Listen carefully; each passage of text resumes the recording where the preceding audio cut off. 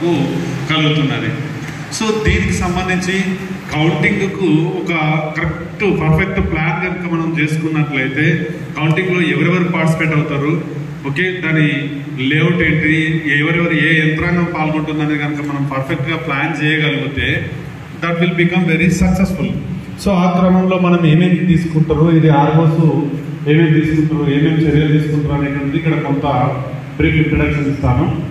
ఒక ఖచ్చితంగా counting halls ఏర్పాటు చేసుకోవడము, దానికి సంబంధించినటువంటి ఇన్ఫ్రాస్ట్రక్చర్ టేబుల్స్ కావచ్చు, చైర్స్ కావచ్చు, అదేవిధంగా ఏజెన్సీకి సంబంధించిన ఫర్నిచర్ కావచ్చు, అవన్నీ ఏర్పాటు చేసుకోవడము.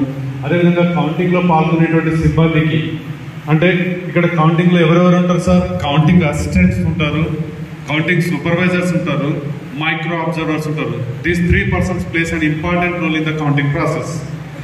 Counting assistants, counting supervisors, micro observers will be there. ఈ 3 types of categories of staff ఉండడం జరుగుతుంది. వీళ్ళతో పాటు ఇంకా అదనంగా ఇతర స్టాఫ్ కూడా ఉంటుంది, వాళ్ళ గురించి కూడా డిస్కస్ చేద్దాం మనం.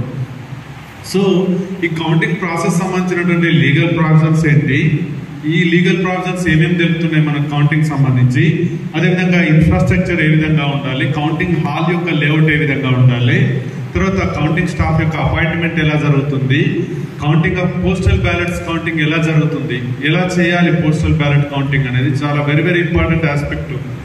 దెన్ ఈవీఎం కౌంటింగ్ ఎలా చేయాలి, ఈవీఎంలో క్యాస్ట్ అయినటువంటి ఓట్ల కౌంటింగ్ ఎలా చేయాలి. సో ఈ ఈవీఎంస్లో కూడా different type of problems we're going to face while opening that EVMs.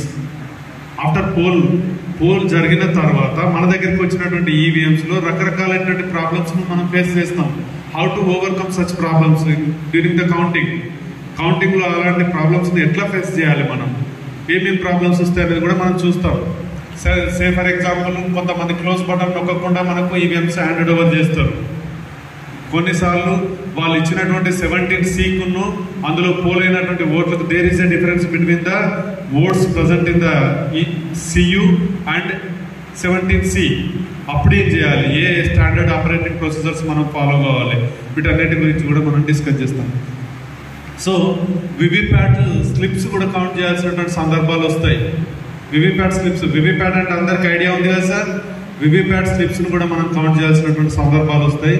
అవి ఎలా కౌంట్ చేస్తారు, అదేవిధంగా కొన్నిసార్లు రీకౌంటింగ్ కూడా కోరడం జరుగుతుంది. Agents sometimes agents are contesting candidates also request to recount the polled oats.